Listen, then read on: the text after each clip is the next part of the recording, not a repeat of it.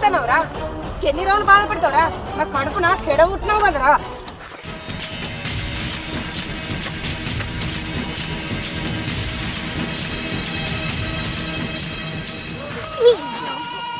ఎన్నడు కూడా నా మీద ఒక దెబ్బేలే. నా దోస్తురాలు ముగడ కొడతాను నిన్ను.